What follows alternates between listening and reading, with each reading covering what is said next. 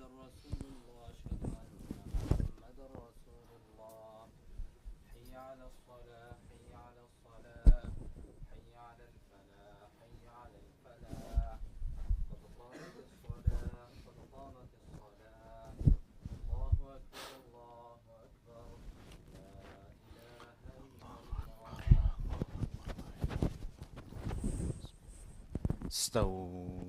استووا استقيموا. سدوا الخلل. Straighten the front rows. Fill in the gaps. Stand shoulder to shoulder. Double check your mobile phones. Please make sure your mobile phones are switched off or in silent mode. استووا يرحمك الله. استووا. الله أكبر. اللهم بين الضيق ما بالضر بين المشرق والمغرب وما منقل والطريق بين القصر.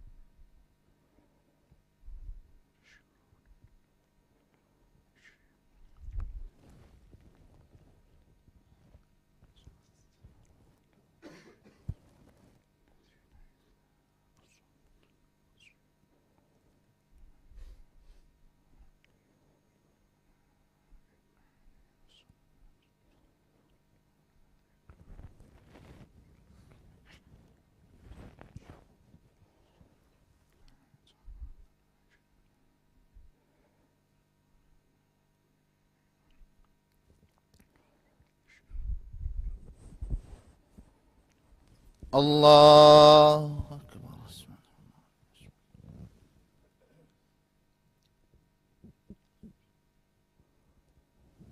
سمع الله لمن حمده. الله أكبر.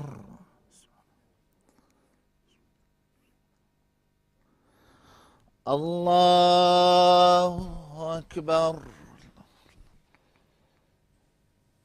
الله أكبر.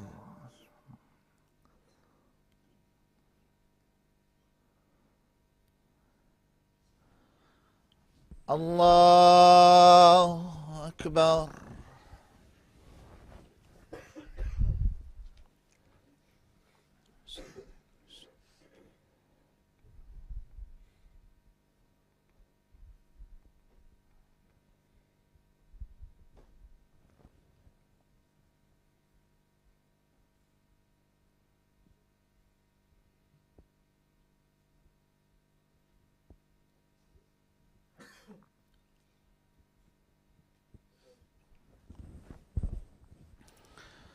الله أكبر.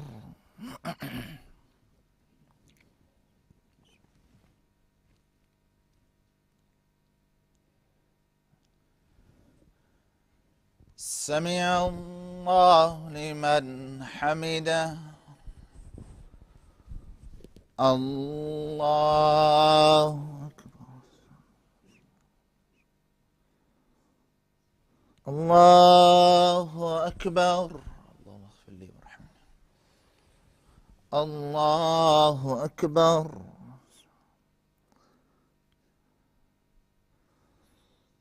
الله أكبر.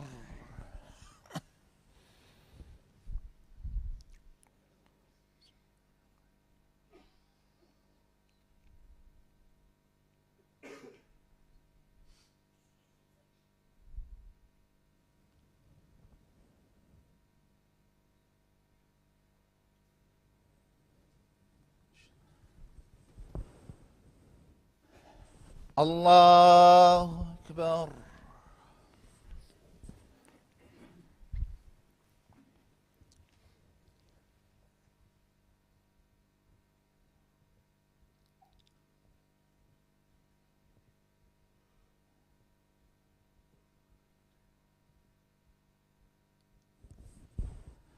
الله أكبر.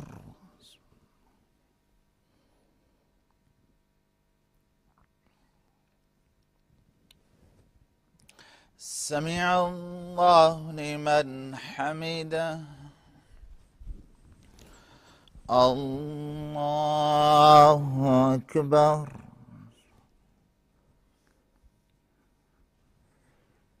الله أكبر. الله أكبر.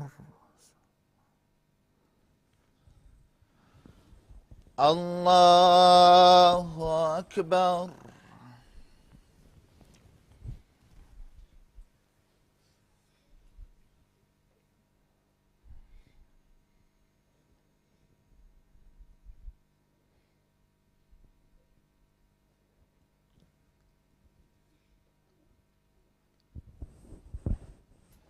الله أكبر.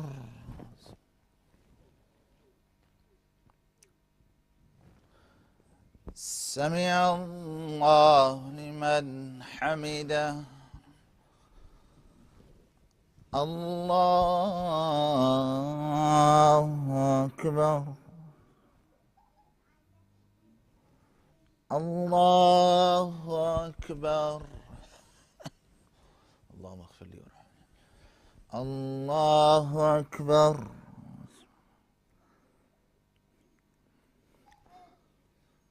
الله أكبر.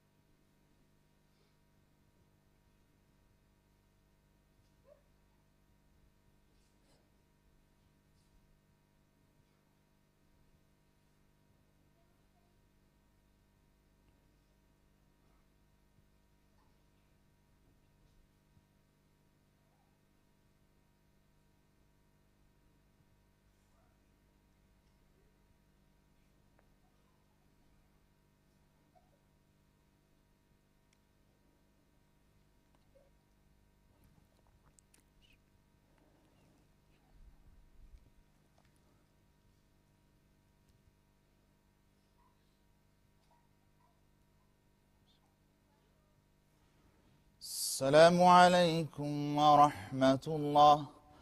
السلام عليكم ورحمة الله. أستغفر الله. أستغفر.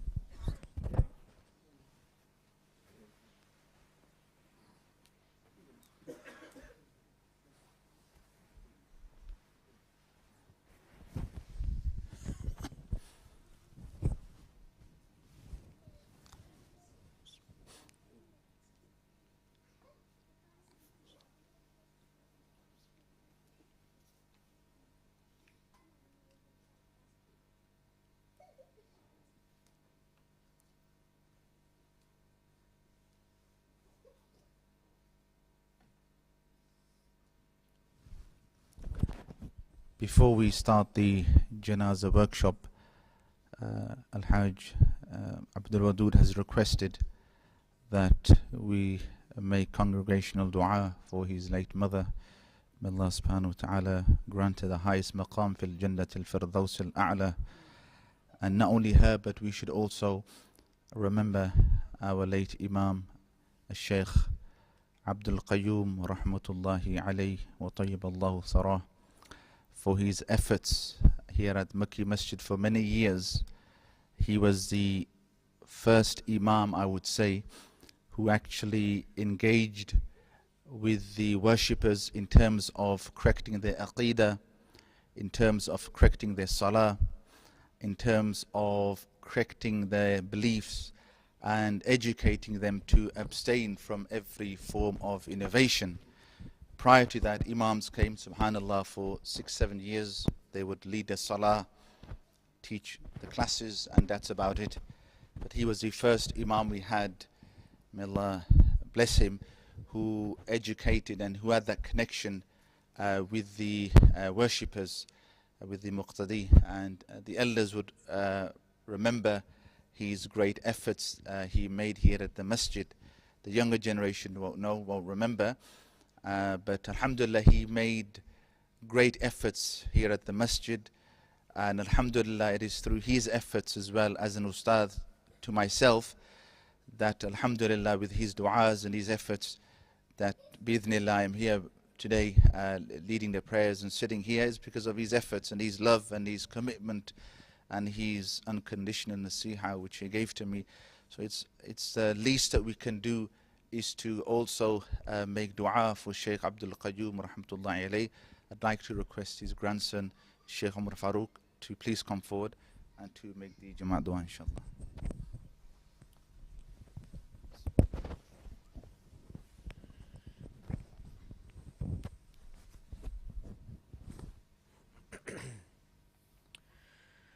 أعوذ بالله من الشيطان الرجيم بسم الله الرحمن الرحيم الحمد لله رب العالمين الرحمن الرحيم مالك يوم الدين إياك نعبد وإياك نستعين إياك نعبد وإياك نستعين إياك نعبد وإياك نستعين اهدنا الصراط المستقيم صراط الذين أنعمت عليهم غير المغضوب عليهم ولا الضالين لا إله إلا الله الحليم الكريم سبحان الله رب العرش العظيم والحمد لله رب العالمين نسألك موجبات رحمتك وعزائم مغفرتك والغنيمة من كل بر والسلامة من كل إثم لا تدع لنا ذنبا إلا غفرته ولا هما إلا فرجته ولا دينا إلا قضيته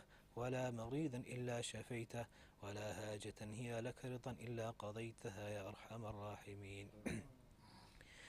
اللهم إنا نسألك من خير ما سألك منه نبيك محمد صلى الله عليه وسلم ونعوذ بك من شر ما استعاذ منه نبيك محمد صلى الله عليه وسلم وأنت المستعان وعليك البلاغ ولا حول ولا قوة إلا بالله العلي العظيم اللهم اغفر لحينا وميتنا وشاهدنا وغائبنا وصغيرنا وكبيرنا وذكرنا وأنثانا اللهم من أحييته منا فأحيه على الإسلام ومن توفيته منا فتوفه على الإيمان لا إله إلا أنت سبحانك إنا كنا من الظالمين اللهم أنت ربي لا إله إلا أنت خلقتني وأنا عبدك وأنا على أهدك ووعدك ما استطعت أعوذ بك من شر ما صنعت أبو لك بنعمتك علي وأبو بذنبي فاغفر لي إنه لا يغفر الذنوب إلا أنت ربنا ظلمنا أنفسنا وإن لم تغفر لنا وترحمنا لنكونن من الخاسرين رب اغفر وارحم وأنت خير الراحمين رب ارحمهما كما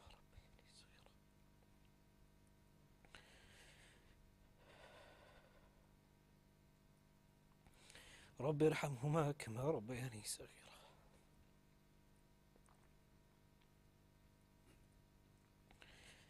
رب ارحمهما كما ربياني صغيرا اللهم إنا نسألك العفو والعافية في الدنيا والآخرة ربنا لا تزغ قلوبنا بعد إذ هديتنا وهب لنا من لدنك رحمة إنك أنت الوهاب اللهم اجعلنا مفتاحا للخير ومغلاقا للشر اللهم اجعلنا هداة مهتدين اللهم اجعلنا سببا لمن اهتدى اللهم إنا نسألك علما نافعا ورزقا واسعا وشفاء من كل داء نسأل الله العظيم رب العرش العظيم أن يشفينا اللهم حبب إلينا الإيمان وزينه في قلوبنا وكره إلينا الكفر والفسوق والعصيان واجعلنا من الراشدين اللهم واكية كواكية الوليد اللهم ما أصبح وما أمسى بي من نعمة أو بأحد من خلقك فمنك وحدك لا شريك لك، فلك الحمد ولك الشكر. رب أوزعني أن أشكر نعمتك التي أنعمت علي وعلى والدي، وأن أعمل عملا صالحا ترضاه، وأصلح لي في ذريتي إني تبت إليك. لا إله إلا أنت سبحانك إني كنت من الظالمين. ربنا آتنا في الدنيا حسنة وفي الآخرة حسنة وقنا عذاب النار. صلى الله تعالى على خير خلقه محمد وآله وصحبه أجمعين برحمتك يا أرحم الراحمين.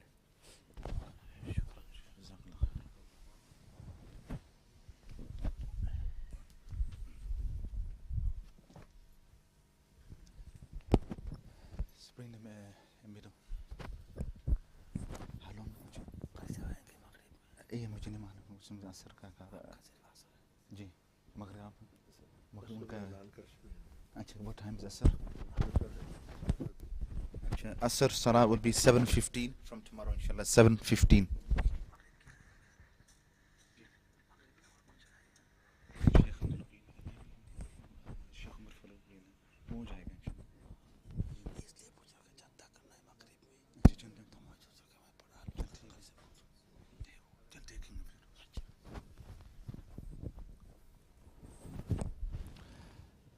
الحمد لله الذي خلق الموت والحياة ليبلوكم أيكم أحسن عملا وأشهد أن لا إله إلا الله وحده لا شريك له وأشهد أن محمدا عبده ورسوله اللهم صل وسلم وزد وعنهم وأكرم وبارك على سيدنا ونبينا محمد نبي الرحمة والسلام وعلى آله وصحبه أجمعين وبارك وسلم تسليما كثيرا مزيدا دائما إلى يوم يبعثون وبعد.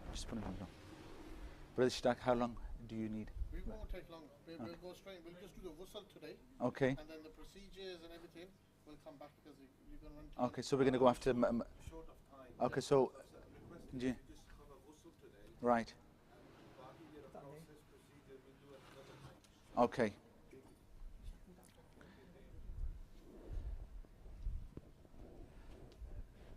How long do we have? Okay, less than an hour. So Jazakallah for attending. It's a very important workshop. It's been long due. I know some brothers have been on my case, namely Haji Binyamin, as well as requested that we need this workshop.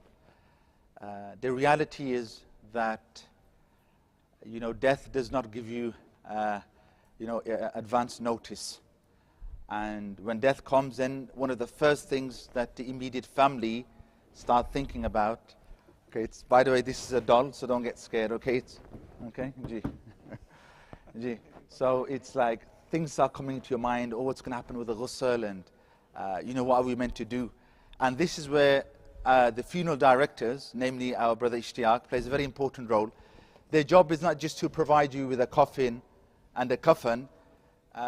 When you lose a family member, you need those few moments to breathe. Then they will carry out all of the jobs, such as, for example, if you need the death certificate collected, in terms of arranging the plot at the graveyard. So all of the paperwork they carry out on your behalf. So they play a very, very important role as well. And then if needed, they also play the role of performing the ghusl for your loved ones.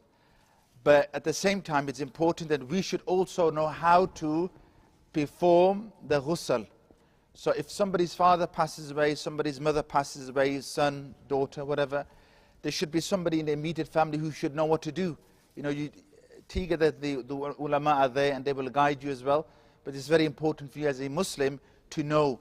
I remember during COVID, several people text me regarding cremating the deceased, because at the hospital have recommended to us that because there's a backlog and that, and because of the minimizing of the social interaction with others, they've recommended that we should cremate the body. And is it okay, is it Islamically allowed to cremate the body? So this is now, for example, a son asking me whether it's okay for him to cremate his father. Islamically, are we allowed to cremate our dead? No, what does cremate mean? Yeah, we don't. Okay, we give izzah and respect to our deceased. Okay, we bury them in the ground. Before we start, does anybody know what janaza means? Because we need to know why we're here. What does janaza mean? G? It means that when you do the funeral. Okay, well then, so it's janaza itself means preparing for the salatul mayyit. The disease is known as mayyit. This is not a real one, but the person who has passed away, he is known as the mayyit. Salah is the salah which is prayed upon them, and janaza means all of the preparation. So janaza is a broader meaning. So everything from the coffin, the kafan, the ghusl, even to the extent of, you know, contacting the family members, inviting them, getting their things ready. All of this comes under janaza. So janaza means preparing the mayyit for his or her salah. Do you understand? So I let Brother Ishtiyaq carry on.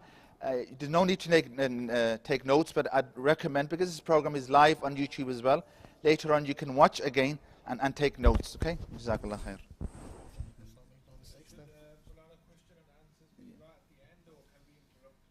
It's better to interrupt. Okay, that's fine. I'll be okay. Yeah, oh sure. Okay, that's fine.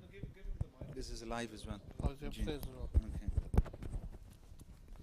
I'll put this one as well in case the dog wants to say anything. Assalamu alaikum. Can you hear me? Can everybody hear me? Okay. First of all, assalamu alaikum, and jazakallah for giving us the opportunity to come and do this in front of you guys.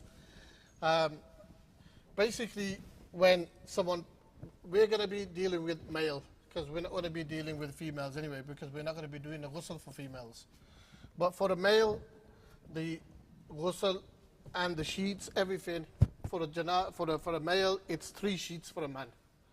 Now, when they say 3 sheets, there's 2 sheets, and then there's a kameez. But when we do the ghusl at the Arabs, they just use 3 big sheets. But we'll get to that right at the end as well. But Sorry, with the ladies, that's tomorrow 3 o'clock. yeah, For the ladies, workshop is tomorrow 3 o'clock upstairs. yeah. Let your women folk know that. Yeah, so it would be good if the ladies do come as well. So basically, when we bring a mayyat from either the hospital or the house or wherever, mainly, you know, the mayyat's got the clothes on and everything. Sometimes the body will get stiff as well with the rigor. It's called rigor mortis. That will set in. So it's hard to take, like for example, like it's hard to take the jumper off. So what you basically would do then is you use the scissors and you will cut the clothing off. And you've got to be careful. You pull the clothing away from the mayyat and you cut the clothing off. When you're cutting the clothing off, when you come to this part here, you basically put a sheet over. Now this sheet will stay on this mayyat basically all the way through the wash. Now everything we do, the sheet will be here. Yeah. So the first of all, what do we do when we're reading salah? When we're praying, when we come for salah, first thing we do when we go to wudu, we do the istajah. So you do the same thing for the deceased as well. Sorry to distract you, sorry. Just before you go into the istinja, when you're talking about cutting the clothes off, if you could explain to the brothers the procedure of cutting the clothes as well. Yeah. Okay. So the way to cut the clothes, you pull the top bit away from the cloth and you cut down the arm. Yeah? And then again you cut down the arm this way. So the arms will come off that way, and then you cut down the top this way. So basically the top will fold. Now you don't just pull it off. So basically what you do is one or two people will lift, and they lift this way and they'll pull the clothing out. And then you lift the other way and you pull the clothing out. So now the deceased is fully naked, you know, got nothing on, and he's got this satra sheet on. Yeah? Sorry, before I miss that as well. And then the people that are going to be doing the ghusl, they need to basically make sure they've got an apron on, gloves, which we provide anyway, and if you want to put a mask, it's up to you. You can put a mask on as well. Is there a process of if they've got jeans or the way you cut that? Jeans, cut them right. So if they've got jeans on, you just cut them down the sides. Okay. Yeah? So, and then they'll come off anyway. Yeah. I mean, normally when you pick up from a hospital, they won't have jeans on or anything. But at home, yes, they could have jeans on, they could have a tracksuit on. So again, just cut down the side. It's so easy to take it off.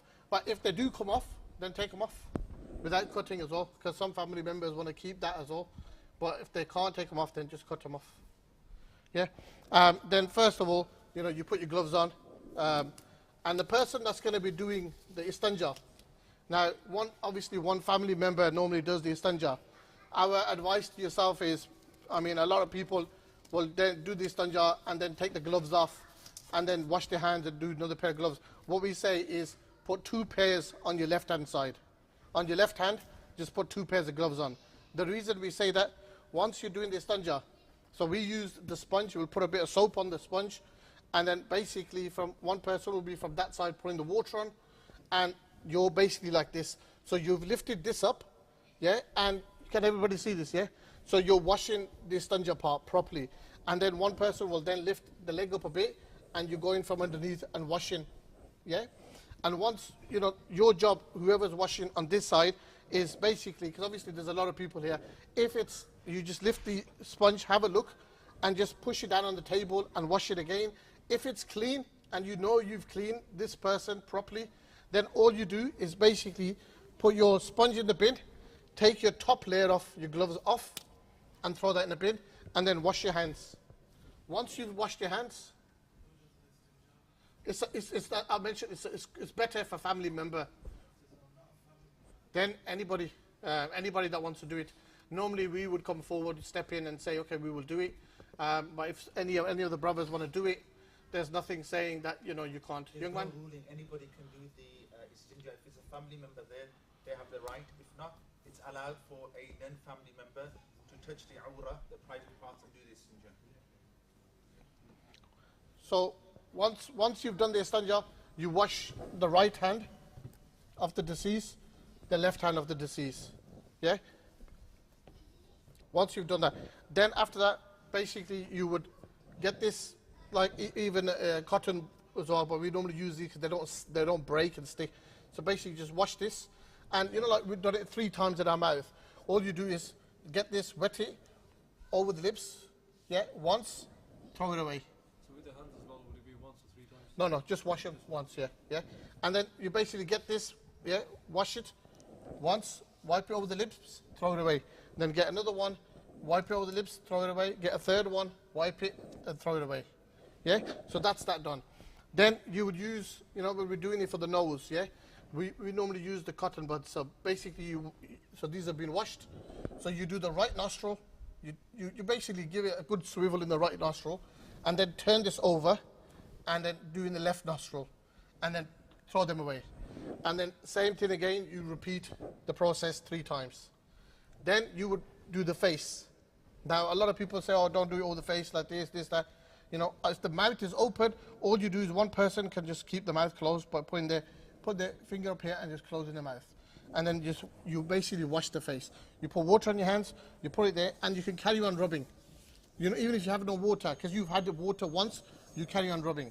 So you've done it basically the full, the beard. Yeah, if they haven't got a beard, if they haven't got a beard, fair enough. But you do the full face, yeah, the forehead and the face as well. You do that 3 times. Everything is 3 times. Then once you've done that, then you do the right hand from the tip of the hand all the way to the elbow. So you wash that 3 times. Yeah? So now we wash that 3 times. Then we move on to the left one. We do that as well 3 times. Then we do the masa.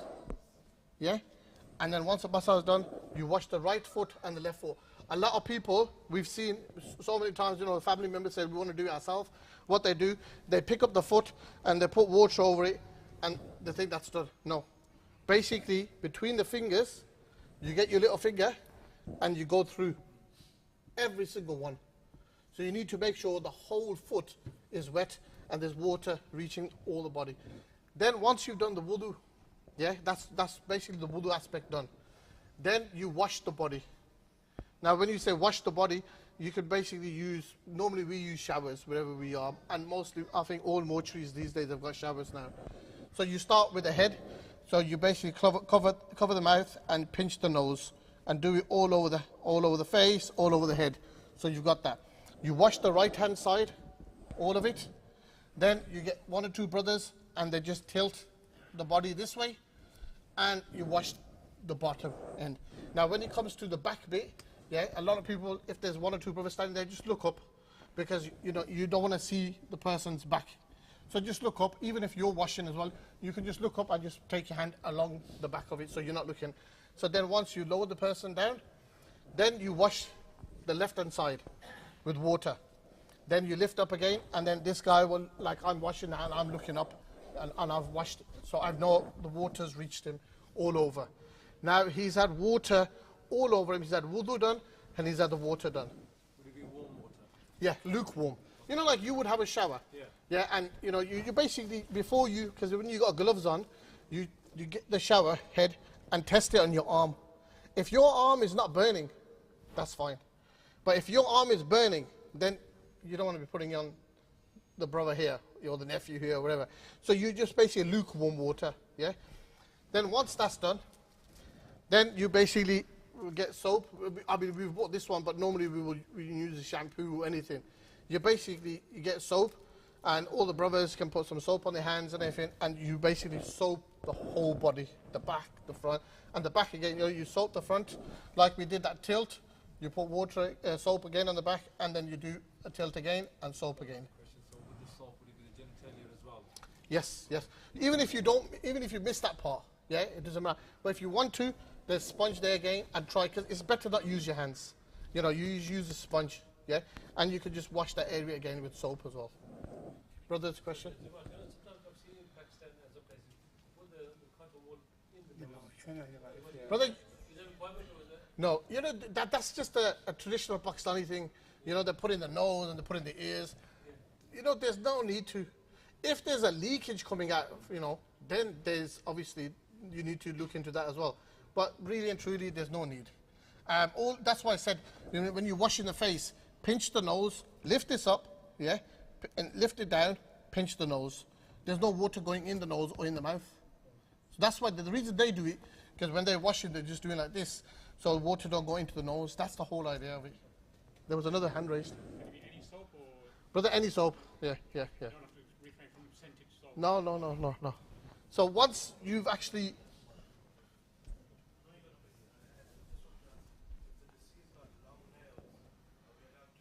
No. You're not allowed to. You're not allowed to shave. You're not allowed to cut the nails. Nothing. You gotta leave them how they are. This is what they say. You know, when you know someone's about to pass away, you know, if you need to trim the nails and stuff like that, do that before they pass away. Like sometimes you'll have a family member who's on palliative care at home. You know they're gonna pass away, so make sure you know all this is done before they get to that stage of passing away. Yeah. Even when you're alive, you should know this, that you know your moustache needs to be trimmed, your nails, your pubic hair as well. You don't need to delay it. But once you pass away, the scholars said you're not allowed to do anything of that person. Yeah, and you know, and when you're washing the person, the brothers mentioned a really good point. Make sure you know you wash the armpits as well, because some brothers, you know, even if his rigor mortis is set in, sometimes you'll come across a body where the rigor mortis is set in, so you can't lift the arm. Yeah, you just lift it up slightly and just get your little bit of soap in there.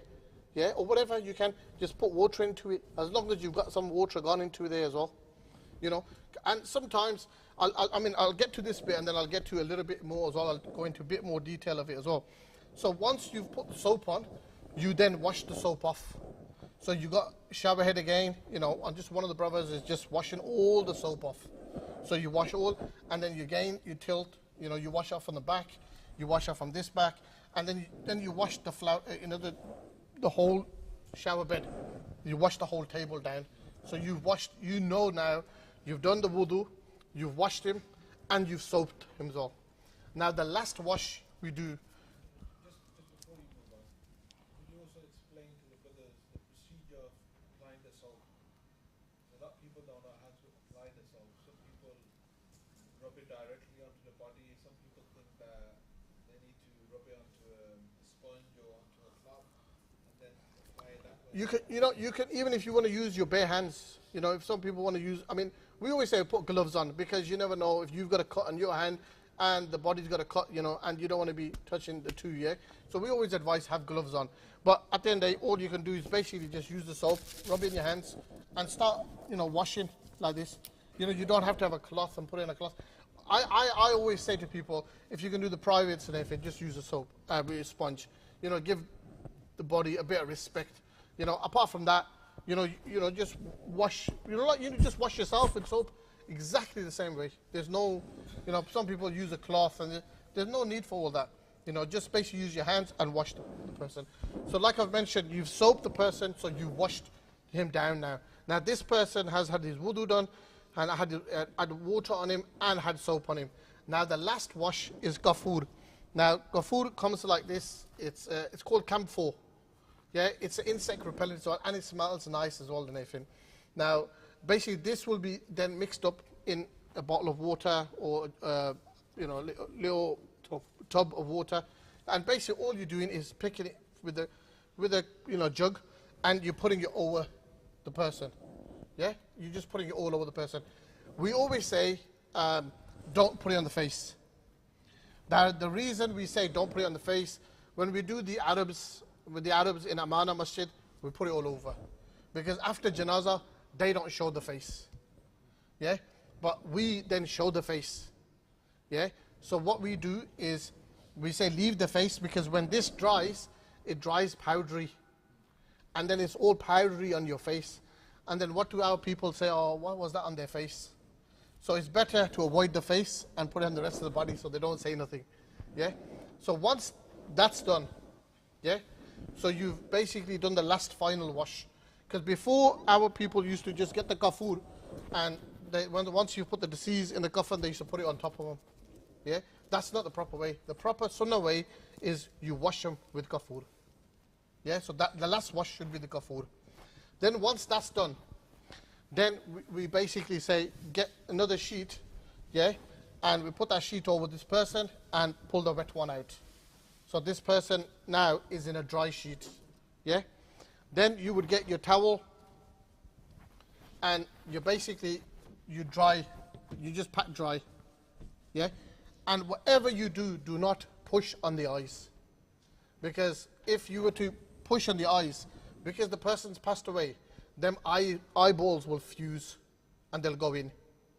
So never ever use force on the eye part. Always just pat dry. Yeah?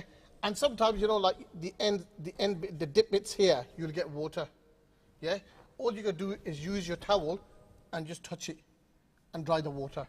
But if you push down on it, you'll fuse the eye straight away. And then there's nothing you can do after that.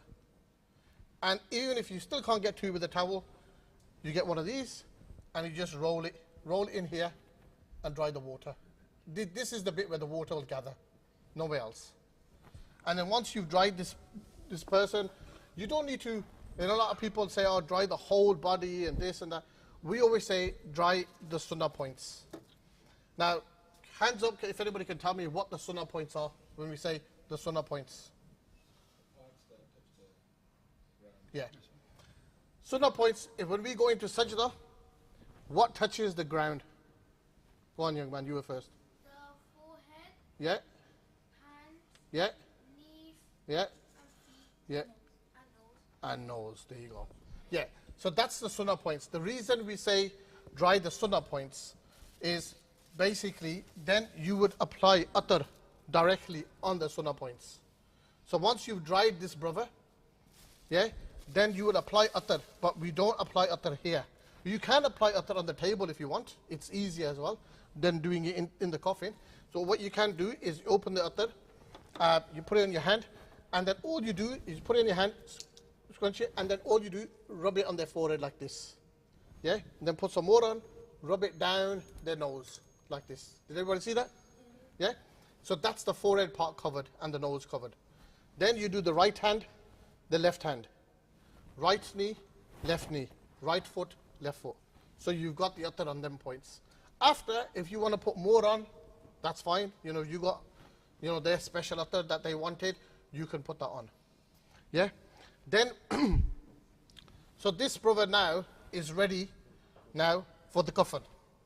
So, should we do the coffin here? Should we show people here? It's easier. Just before we move to the coffin, just cover some exceptional circumstances, maybe your experience. Okay, so sometimes, you will come across, sorry brother. So you go move back to the stand up. You're supposed to lift his head up and press the belly button. if they've been like, you know, a lot of people, they normally clean because, you know, when they pass out, a lot of people do that, but you know, you hardly get anything out. So it's not really, but if you want to, you can lift them and rub their stomach before you do the istanja. You can do that, but 90% of the time we've been doing that and you don't get nothing.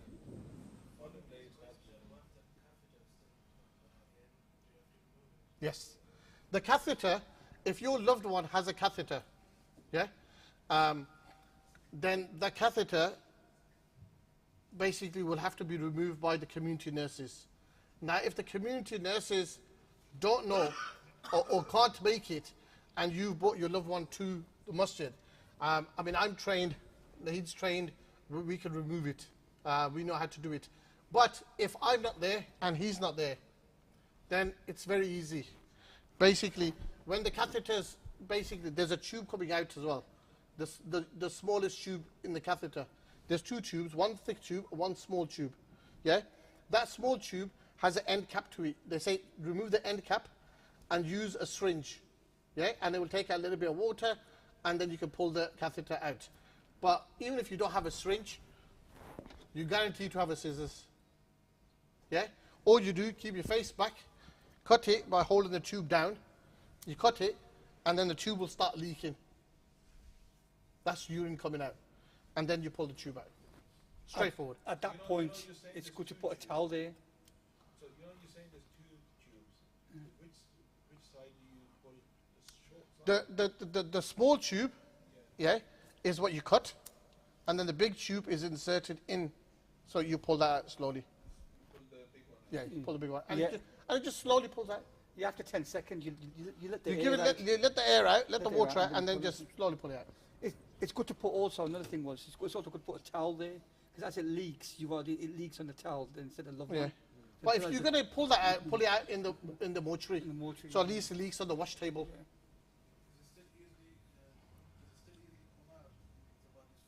Yeah, yeah. Yes, it's not Yeah, a problem, yeah. that's not a problem. Sometimes you may come across one of your loved one who's passed away at home, but the doctors don't know how he died, why he died. So that case will then go to the coroners. The coroner will pick up the case and say, okay, right, I'm not happy, I want to see this person. They will take the person, you say, okay, we want to do a scan. Now, they've done a scan, they still haven't picked up the person's cause of death.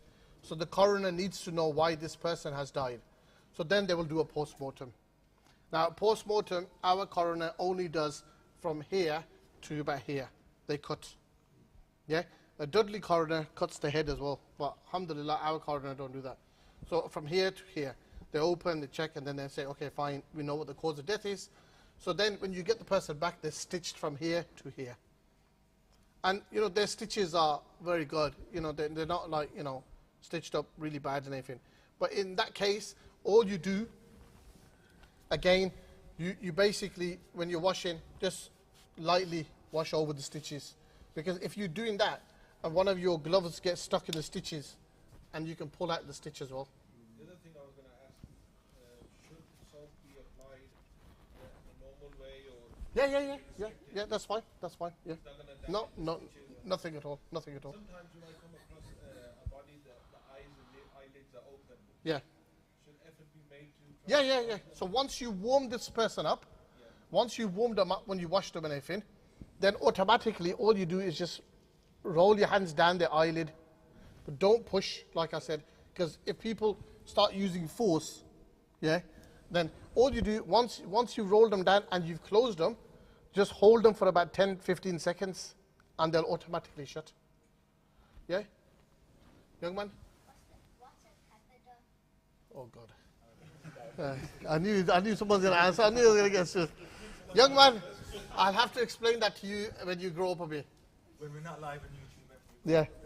I knew I'm going to get us done on that one. You know, throughout the wash, The Satar sheet. Yeah, that stays. requirement for that, what does Basically, you're covering from chest down the knees. Yeah. that needs to be on a horse? That has to be stuck. Soap and just lift it. Yeah. And everything you do, you wash from underneath.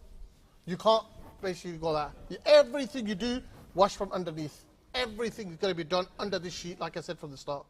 Nothing can be, you know, they say you've got to keep their dignity now.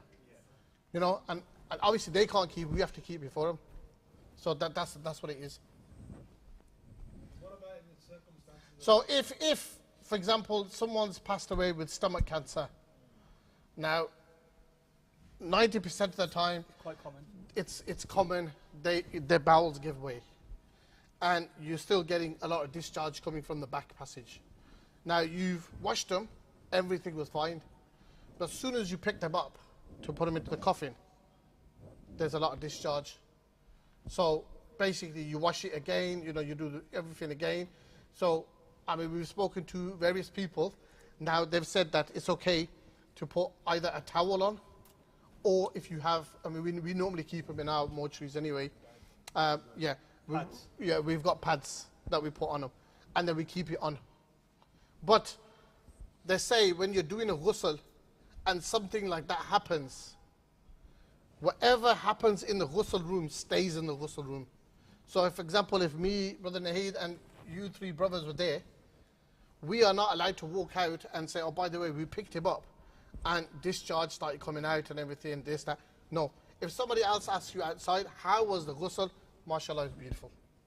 That's it. Anything good you see, like so many times we've picked up a mayyat, we've opened the body bag, and the shahada fingers like this. Seriously, the hands, everyone is closed, and the shahada fingers like this. That you can go out and tell everybody. But anything bad you see, you've got to keep their dignity by saying, MashaAllah, the brother was beautiful. That's it. You can't say anything else. So even when you say, when you put that pad in, you keep that pad in into the coffin as well. You are not allowed to mention we put that pad in as well. So you've got to... You also don't need extra people in your room. And I know what normally happens also time is extra family members who are useless. They're not going to do anything. They're just going to stand there and watch. And say, oh, but we want to learn. No, that's not the time to learn. You know, there's a time, this is a time to learn now. Also before, everyone individual, I mentioned this, you must really pass away, you should have this written down, and your immediate family should know who's going to do istinja and who's going to be present at that time. Because without Pakistani people, mashallah, you have 3 or 4 generations of people in that one ghusl room. 2 or 3 people are doing their job. The other ones are secretly either taking pictures or, taking notes and, I witnessed this and I saw this. When you have a shower, do you have an audience in the bathroom watching you? When you're having a bath, you have your family members, your grandfather, grandmother, all standing watching your ghusl. They don't. So that is also a time, like Brother Ishtaq mentioned, is to preserve the dignity of the deceased. So you only need a few people maximum, that's it. You don't need, 20, 30 Bring the people coffin there. here. A few people, that's it. We'll get there. I think we're doing okay for time. Yeah. No, I'm just saying, I'm just going to move. Normally we don't move this person on the floor here, but I'm going to move this person here because the mic won't stretch that far. So I don't want to damage your mic while I'm here as well. What we can do is move the table across and then... Or we just, Sabine, you want to grab this table with Ned and just move this table across? Other brothers here, mashallah. That's it, that's fine. We'll just bring the coffin here, innit? Watch you don't run anybody over. It's live on camera as well. Now we need to move the table more. So while they're doing that, Brother Ishtaq, there might have been circumstances where you've experienced as well bodies which have died from certain diseases that people cannot touch. Well, you know what it is? Yeah, basically, I mean, in time of COVID, when COVID happened, you guys know as well as we do, you've lost family members then as well. And that was really bad. I mean, there's certain bodies that, there's certain diseases that are classed as airborne disease. Yeah? Now, airborne disease, people say, oh, well, when they passed away, they've passed away. No, it's not. Because what happens is there's still air in the lungs. So that's still an airborne. You can still catch that. Then what they say is when you turning the body, there's still air in the stomach that comes out, which you don't know. That's still airborne. So the best way for that is, whenever you're going to do the ghusl, make sure there's ventilation. Second thing, you make sure you're wearing a mask. Make sure you've got your full PPE on.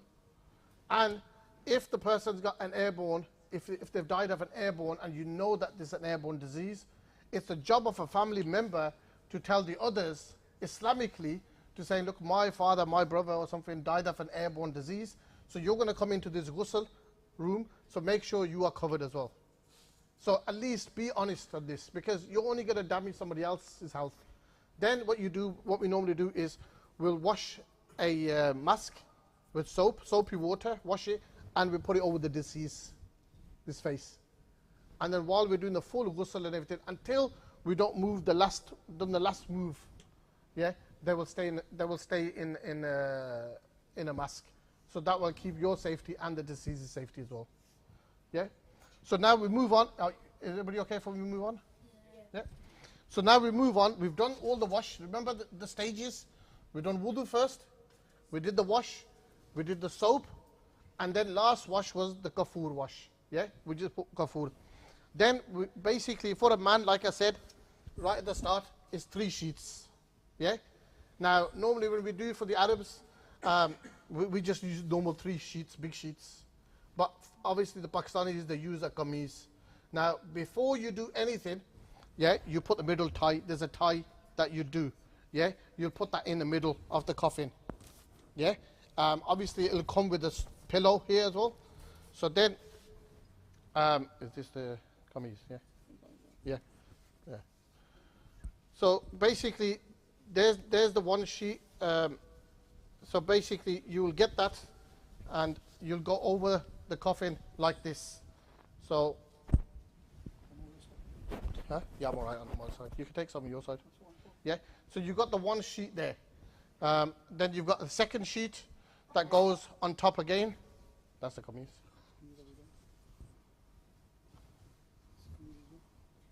So now this is the sheet. So this you go over again, and they're about the same sort of length you do, but obviously, and then the third one you do is a kameez. I think we cut this. We shouldn't have cut it. Basically, we should have showed you how it's done. Unless we just showed on this one. Let's put this one down and we showed it. No, we put this one down. And we'll show them how the cut is done as well so they know. We'll keep that for a second sheet. Yeah? So these are the 2 outer sheets that we use. And then for the kameez now, you basically, because I wanted to show you guys how it's done. So for the kameez, you fold it. Again, it'll be the same sort of length. And the length will be dropped down as well. Obviously, it'll cover the whole body. So basically, you fold it in half, then you fold it again. And you get to this point here, where you're holding. Then you would cut. So you've cut this like a circle out of it. But when you look at it, you've cut it into a kameez. Yeah? So everyone see that bit? Yeah? So then you would put that over the coffin like this, and you would throw this bit back. So, can everybody see? Did everybody see that bit? Oh, 1 minute. We'll tilt it over, show you as well. So, see, you tilt it more so they can see it. Can you see that? Yeah. The reason why that gets done like that is because once you pick up the deceased, you would bring the deceased from there onto this sheet here, and you would put their head where this head is, yeah, and then you would put this kameez over them, so then you covered them again. So while you're bringing the deceased over, the original sheet, the dry one, still on there? Still on there. Yeah. So once we've done that now, we will bring. Samir, do you want to? So then, if the person's heavy, we normally put cotton sheet, these here. We cut some ties, and we put them on the person just to give them extra help for the lift, really. Yeah. So we just cut them and we just put them from the shoulders. The heaviest part of the body is from the head to your waist. So then, obviously, if it's a lighter person, so you basically walk across with them, and you bring them onto here, yeah. And then once they're there, you cover them. Once you cover them, you hold that down, yeah, and you pull that one out, yeah. And then obviously if it's a person, he will take down the sheets with them, yeah. The sheets will go down with them. Now this person is gone down, is not in his coffin fully ready yet. If you turn him over now. Look, so the person there is in there, but he's not fully in there. Now, obviously, How long should the kameez be? it doesn't really matter if you go longer. Below the knees, below the knees. Yeah, cover the knees. Yeah. So then, obviously, this is the first sheet that's gone on him. Yeah? This is the first sheet that's been covered now with the kameez. Now, there's still 2 outer sheets left. Yeah? And there's 2 outer sheets on this side. Now, how do they get folded? Now, just remember, everything always goes back to salah. Now, if you're in a situation where you've done the 3 sheets, you've done the kameez and everything, you think, oh God, you know what? The brother explained to me, but how do the sheets get folded? Just remember, easiest way to remember, when the Imam Sahib says, Allahu Akbar, first is our left arm, then is our right arm. When we're reading, yeah, that's how the sheets get folded. So this is the deceased is left now. So this sheet will go over, and then that sheet will come over. Yeah? And then this sheet will go over.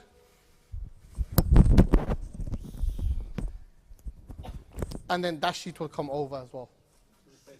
Yeah, no. So the face is covered now. Yeah? But then you got this tie. You tie this just like a normal shoelace. Yeah? Yeah, so that's fully covered now. Yeah? If brothers want to come up and have a look as well, please do. That's fully covered now. Yeah? That's covered. Yeah? But obviously, we're going to show the face to the families. Then, brother, if you come over, so all you're doing is open, open, open, open. Yeah? And you just put this on the side, and there you go. That's it. Yeah? And then, if you want to put more attar on the forehead and more on the nose, you can do that. And if you want to put more attar on the coffin, you can do that as well. Will you sprinkle it if you want to put more on? Yeah. Or if you want to put it with your hands, you can put it with your hands as well. You can put rose water on as well. The rose water. Yeah. So it will. Yeah. Let's just tilt it to the side. Guys, tilt it more. You can't. I've got it. Can you see it now? Yeah. If you all want to, you can walk around as well and see the face. That's what we want. By the way, this is not sunnah. People ask, is it sunnah to show the face? No, it's not sunnah. This is a tradition that the Indian subcontinent do. Indo-Pakistan. Yeah, you won't see this in Arab masjid. No, in Amana, the Arab masjid, once we've done the ghusl, that's it. We cover the face, put the lid on, we do the janaza, and straight to the graveyard. Yes, brother? What if they have raka amputation? What do you call part? Would it still be the same? Yes. Actually, that is a good question. If they have an amputated leg, some brothers have had an amputated leg where they've had diabetes and they've cut their leg. What they've done is, then they've got the leg amputated, they've actually buried their leg beforehand. So then what happens there is, when they pass away, then they basically open up the same grave for them and then bury the person with that as well. Some brothers don't do that, but some brothers have actually done that as well. So, About the autopsy, they have developed a non-invasive... yes, a scan. That's what I mentioned, yeah. But on that, not all deaths get picked up on it as well. Not all of them. So they would have to do the... If they don't find anything by law, they have to do a full autopsy then. Yeah.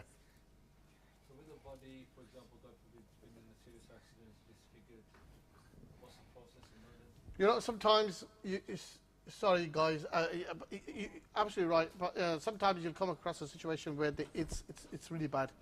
But the coroners, before they pass it on to yourselves, they will do their level best to stitch it back up. Okay. But sometimes they're in a situation where they're very bad.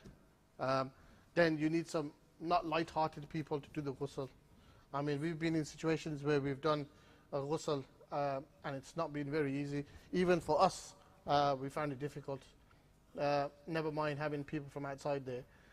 There was only 3 of us, wasn't it, in that one? So it was a brother who got murdered, basically. So sometimes it's not easy. It's very, very difficult. Do the same process. Yeah, you have to do the same process. Yeah. So can I just do the last week, we found the body 14 months Yes. after it was Yeah. left in the mountain. Yes. So all that was left was the skeleton. It was a skeleton. And then even then the skeleton, the tendons were actually there, so some of it was sort of desiccated and stuff. So how would you go about See, smaller ritual? Yeah. See, basically, the scholars have actually come to an understanding on that as well. On that one, apparently the scholars that actually saw him saying that you need to do a full ghusl, which I don't know which scholar that was, but there was nothing there. It was a total skeleton. Yeah, nothing at all. So basically, on the situation like that, all they say is just basically get a bit of water on your hand and just put it over the head. Yeah? And put a coffin on them. Give them coffin. They deserve a coffin. But sometimes you come across a situation where you can't, the person's been burnt, yeah? And you've got to do the same thing again, put a bit of water on your hand and a coffin. But we were in a situation where we found someone who passed away after about a week. This was in summer. So they passed away in their house while they had the heating on. So you can imagine how bad and the body had actually given way as well. So that was then basically treated, as the scholars say, just basically give him, just put water and put it over the head and give him a ghusl, coffin. But it was in a very bad state where we couldn't even take the person's clothes off. And even the coroners, when we told them the situation of the coffin, we put the person in the coffin, we put him in a zinc-lined coffin. Zinc-lined coffins are the ones that have a zinc on the inside and everything that we normally, when we're transporting bodies to Pakistan, we had to use a zinc-lined coffin for this person and then basically seal the top and then close it and then seal the outside because the smell of it was bad as well. We used a whole box of food on it as well, but still bad. So when we told the coroner said, you know what, I'm going to give you a coroner's order of burial, just bury him. So we just had to bury him. He had no family as well, this guy. We couldn't take him off. They couldn't take him off. There's no way we tried. We couldn't take him off. It actually was, stuck in, basically. And the body had actually gone off as well. So, you come across some cases, but, Allah Nakari, but at the end of you've got to still help these brothers, But, these are what we showed you today is what a normal day ghusl would be like. But again, whatever you see in that room stays in that room. You can't actually say it was that brother there, it was this brother there and everything. You've got to keep their dignity. We wouldn't say which brother it was that happened to, but the thing is, I'm just telling you as a case that these have happened, all the years that we've been doing it as well. So, but once, all I gotta say is, now that you've done this, yeah, next time you hear about a ghusl, join in. See if you can join in. Once you've done 1 or 2 ghusls, seriously, it's going to be easy for you. But it's just that first one. You just need to get that first one out. Or just attend one and just stand there and observe it. Close family member. Just be part of it. Just wash their feet, wash their arms or something. Do a bit something. So you get the reward for coming and doing that as well. But once you've done 1 or 2, inshallah, I don't think you'll have a problem getting anything done after that. Then once, yes, brother. I'm not sure if it's just too early, but this Pakistani tradition, but they say if you are amongst the people who've given the ghusl, you have to go and wash yourself. I've heard that amongst the Pakistani. I'll let the learned people answer that one. Than me. Wash the body, then you yourself have to go. The only ruling is the people who are going to give ghusl to the mayyit themselves should be should be purified. Nobody there should be in need of ghusl themselves, or a woman who is on her menstrual cycle, given to the female mayyita. As for those who give ghusl, then it's only recommended to stop before wudu again. But there's nothing where you need to go back home and have ghusl. There's nothing. It's like the brother is mentioning, it's commonly mentioned, and it's come to me so many times. Did you perform ghusl? You need to go home and do ghusl. You need to go. The reason why I said I'll let the learned answer that, because I would have said the exact same thing, but I've said that to so many people, but they always say to me, but this brother told me this. I said, well then, you do what you think is best then. But this is the actual way as well. Think about it. I always give an example to people. Say if you're on the mountains in Kashmir, and you've just got enough water to wash this brother, and then do his janaza. How are you gonna wash yourself? Islam is a very easy, peaceful, simple religion to follow, but we make it difficult The ourselves. scholars have said it's even not allowed to make wudu on top of wudu. If you got wudu like prayed Asr, and now you're going to go make wudu again for the sake of it for Maghrib. Yeah, scholars have said that's wasting water. You're not allowed. Yes, brother.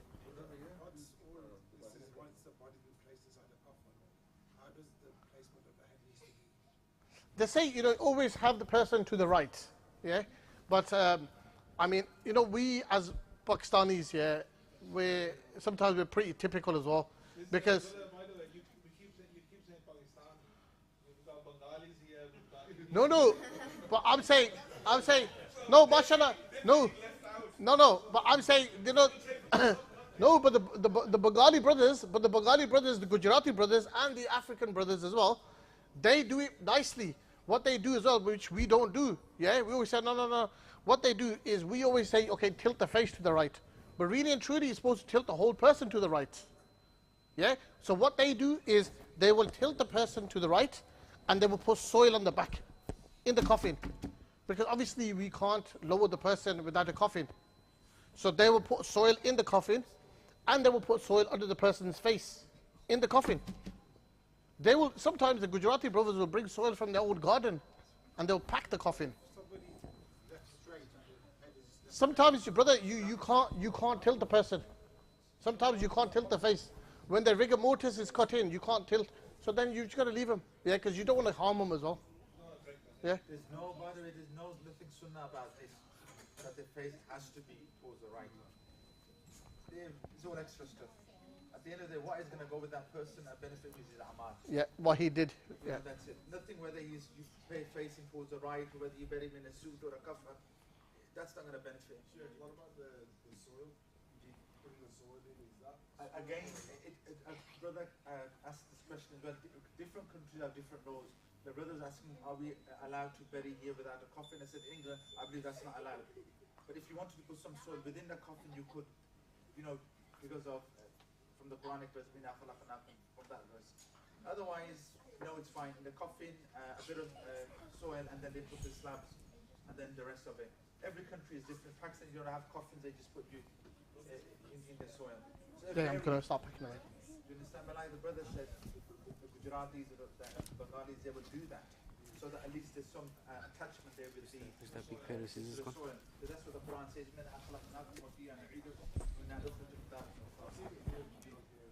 We just picked out. Yeah, it depends where you We need to get rid of them. of course, Bro, I hope... Al-Akhirah, the funeral directors. By the way, he's done this fi sabilillah. He's not charged any money or anything. Allah subhanahu wa ta'ala rewarded him immensely. He's taking his time out. Remember, these brothers are always on standby. They're just like the ambulance service. They could get a phone call anytime. Somebody's passed away. They need to be there to help them out. So, Brother Ishtaq, Jazakallah for your time. Okay. Does anybody of you want to go in here? Yeah. We don't want to use them for young person,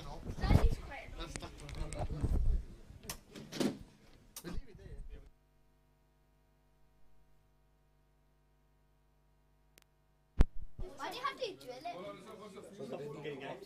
Al-Akhirah. Al-Akhirah funeral directors. Very easy to remember. It's going to be underground. John, Yeah, has some of me. Like, who's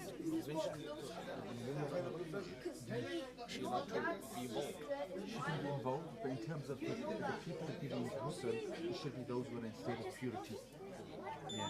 So she can't wash. It's best for her not to wash. Yeah. Ghusl for these diseases is people have to be purified. And you don't need to say that if she does it, then ghusl is not valid, then she disease will be valid. But for her, if she's in a state of impurity, she shouldn't take part in the, ghusl in terms of washing or anything like that. This is what the scholars have said. Yeah. Because you're purifying somebody, so you yourself should be purified as well.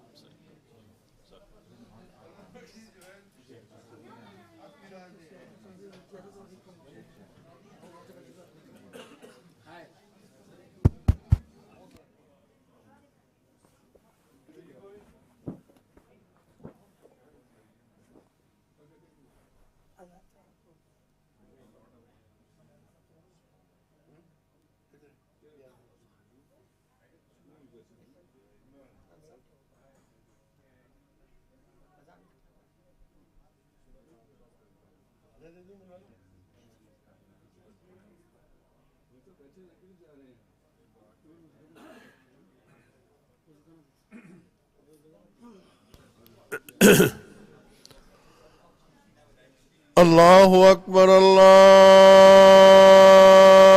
أكبر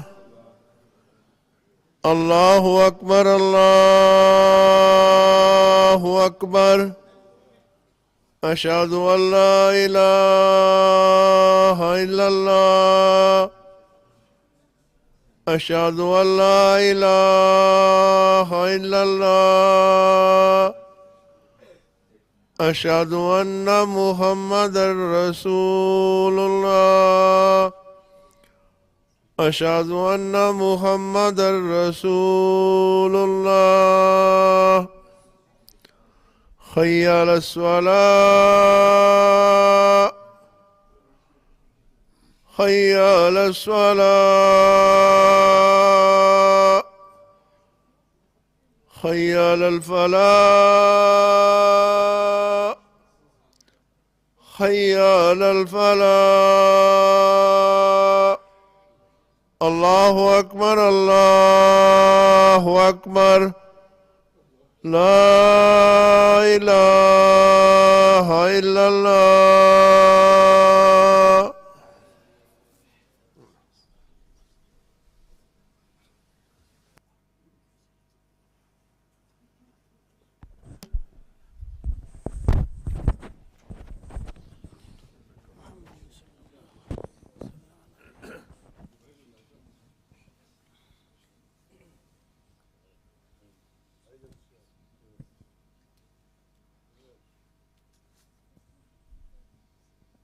الله أكبر الله أكبر الله أكبر الله أكبر أشهد أن لا إله إلا الله أشهد أن لا إله إلا الله أشهد أن محمدا رسول الله أشهد أن محمدا رسول الله حي على الصلاة حي على الصلاة حي على الفلاح حي على الفلاح قد قامت الصلاة قد قامت الصلاة الله أكبر الله أكبر لا إله إلا الله सोफ़ों को दुरुस्त कर लिया जाए बराए करम mobile phone का switch off कर लिया जाए वजज़ाकुमुल्लाह अल्लाहु अकबर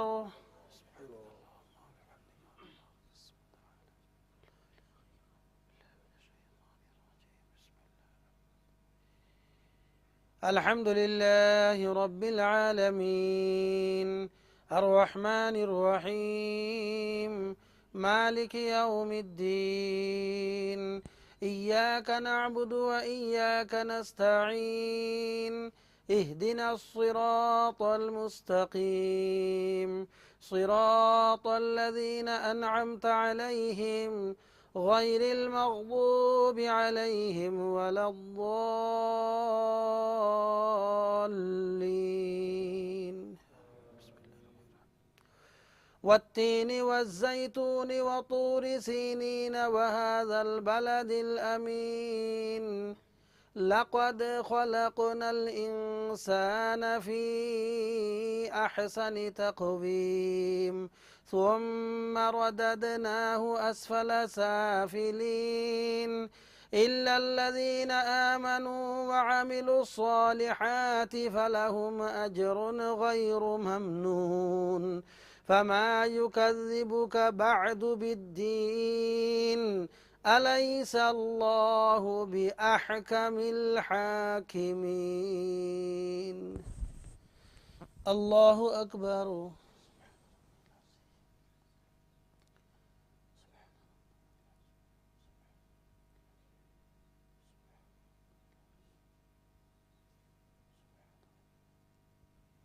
سمع الله لمن حمده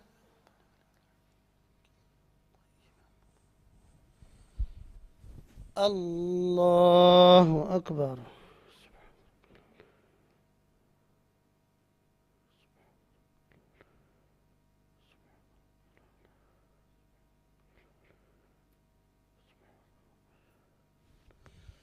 الله أكبر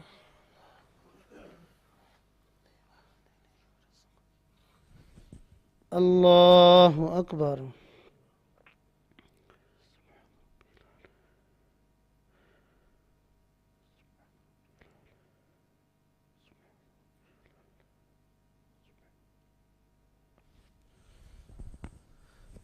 الله أكبر. الحمد لله رب العالمين الرحمن الرحيم مالك يوم الدين إياك نعبد وإياك نستعين اهدنا الصراط المستقيم صراط الذين أنعمت عليهم غير المغضوب عليهم ولا الضالين.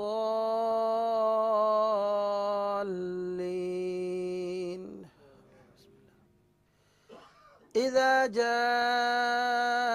نصر الله والفتح ورأيت الناس يدخلون في دين الله أفواجا فسبح بحمد ربك واستغفره إنه كان توابا. الله أكبر.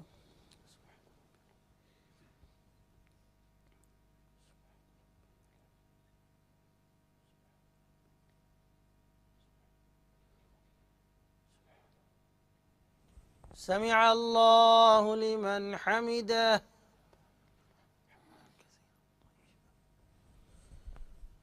الله أكبر.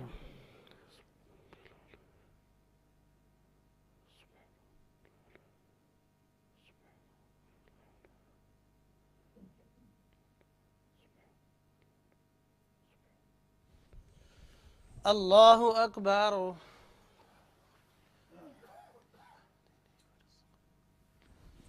الله أكبر.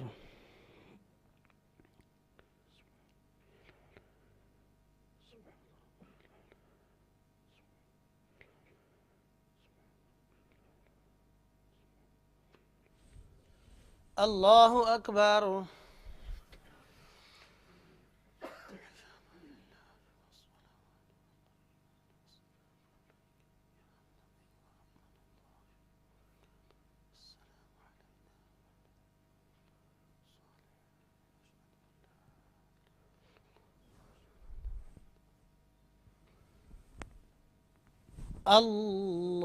الله أكبر.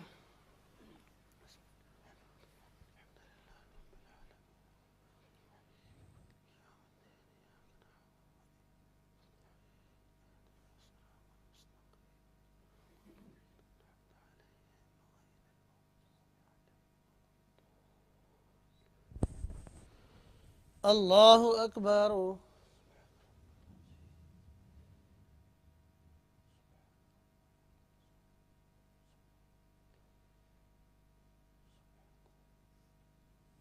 سمع الله لمن حمده.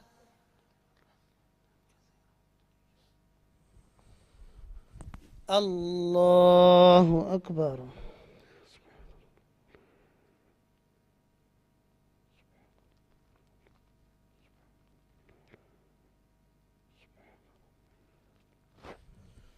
الله أكبر.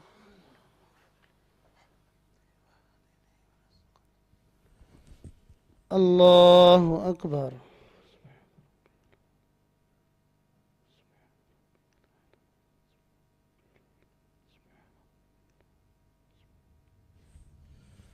الله أكبر.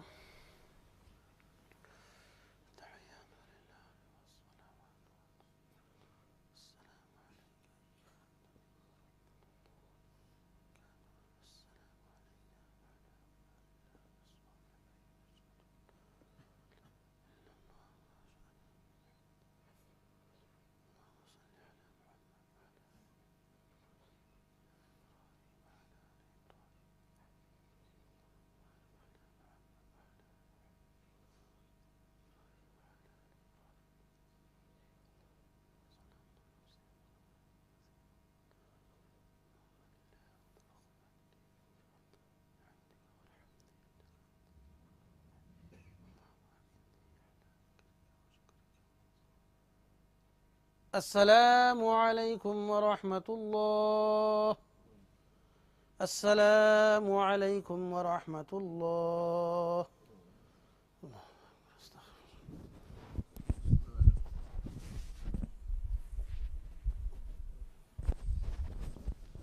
अस्सलामु अलैकुम वरहमतुल्लाहि वबरकातुहू। मगरिब नमाज के पहले असर से लेकर मगरिब तक कब्र में जाने का तरीक़ा क्या है, किस तरीक़ा से हम कब्र में पहुँचेंगे, ये सुन्नत तरीक़ा की तालीम दी गई है। और अभी मैं हज़रात की खिदमत में खड़ा हुआ हो, कब्र में जाने के बाद आराम से रहने का सामान क्या लेकर जाए हम, तो इस बारे में हज़रत अनस बिन मालिक रज़ी अल्लाह ताला अन्हु की रिवायत है कि बंदा मरने के बाद कब्र में जाकर भी कुछ आमाल ऐसे हैं कि कब्र में वो सू कर भी उन आमाल का सवाब और फ़ायदा वो हासिल करता रहेगा। जैसा कि जवानी में बंदा काम करता है, बुढ़ापे में पेंशन शुरू हो जाता है, बगैर काम के घर बैठे बैठे उसको मिलता है, तो ऐसा ही दुनिया में 7 आमाल है, वह अमाल में से कोई अमल भी बंदा करके कब्र में जाए तो कब्र में सू कर उस अमल का सवाब उसको मिलता रहेगा। और उन 7 अमाल में से एक अमल है मस्जिद बनाना। मस्जिद बनाना, बंदा मस्जिद बना दिया, ये मतलब नहीं कि पूरा मस्जिद एक बंदा बनाए, शरीक हो जाए। जैसा कि मसलन ये मस्जिद है, 3-4 बंदों ने बनाया है, हर एक को मस्जिद का बानी कहा जाता है, मस्जिद बनाने वाला है। तो मस्जिद बनाने में कुछ देकर जो बंदा शरीक हो जाएगा, अल्लाह की निगाह में वो मस्जिद बनाने वाला शुमार होगा। और इस मस्जिद में जितने बंदे नमाज पढ़ेंगे, कब्र में बैठकर हमें नहीं मालूम कौन आ रहा है, किसने वुजू किया है, किसने रुकू किया है, किसने सजदा किया है, सुबहान रब्बियल आज़िम किस अंदाज से किसने कहा है। अल्लाह ताला हमारी हालत से भी वाकिफ़ है और उस नमाज पढ़ने वाला के इखलास के हालात से भी वाकिफ़ है। इधर अल्लाह ताला देखते रहेंगे और कब्र में अल्लाह ताला रहमत की बारिश बरसाते रहेंगे। ये है एक अमल। दूसरा है कब्र में तो हम आराम से रहे, कब्र के बाद दूसरा आखिरी ठिकाना हमारा जन्नत है।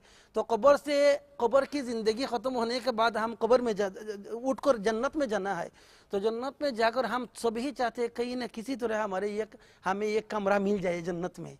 तो इसके लिए भी हज़रत उस्मान इब्न अफ़्फ़ान रज़ी अल्लाह ताला अन्हु की रिवायत है, मम बना मस्जिदन लिल्लाह बनल्लाहु फिल जन्नति मिस्लहु, रवाहुल बुखारी। कि अल्लाह को राज़ी और खुशी करने के लिए जो बंदा मस्जिद बनाएगा तो उस मस्जिद जैसा अल्लाह ताला जन्नत में उस बनाने वाला के लिए बना कर रखेगा। तो मस्जिद जैसा का मतलब क्या कि ये मस्जिद जैसा है, ऐसा ना कोई, ये मस्जिद जैसा है तो मस्जिद ना बाथरूम है ना कुछ है, खाली ये फ्लोर है।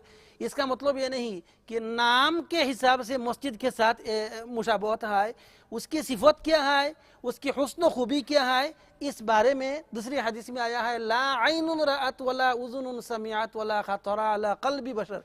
इस जन्नत में उसको जो गौर मिलेगा, इसकी हुस्न खूबी, कुशादगी, बड़ाई और तमाम फैसिलिटी जो होगा ना, ये ला आइनुन रअत, ना कहीं किसी आँख ने कभी ही देखा होगा, वला उज़ुनुन समिअत, और उसके हुस्न खूबी के बारे में कोई कान ने कोई ना सुना होगा, वला खतरा अला क़ल्ब बशर। और जन्नत के कमरा इतना हुस्न और खूबी वाला हो सकता है, किसी के सोच व फिक्र में ये बात नहीं आएगा। तो ये सब नियामत अल्लाह ताला ने हमारे लिए बना कर रखा है। तो ये बयान करने का मतलब यह है कि हम ये हमारे गांव में बांग्लादेश में जो मस्जिद है, ये मस्जिद नमाजियों के लिए तंग हो गया है। अब उसको एक्सटेंशन करना चाहिए। तो कमेटी ये मुंतज़मीन से मैंने गुजारिश किया और मुझे आप हज़रात के सामने खड़ा होने का उन्होंने मौका दिया है। तो मैं गुजारिश करता हूँ सिर्फ लिल्लाह जितना हो सके, आज नहीं कल में यहाँ हर वक्त मौजूद हो, ये डालते जाइए। अल्लाह ताला मस्जिद बनाने वालों में हमें शुमार फरमाए। जज़ाकुमुल्लाहु खैरन व आखिरु दाअवाना अनिल हम्दुलिल्लाहि।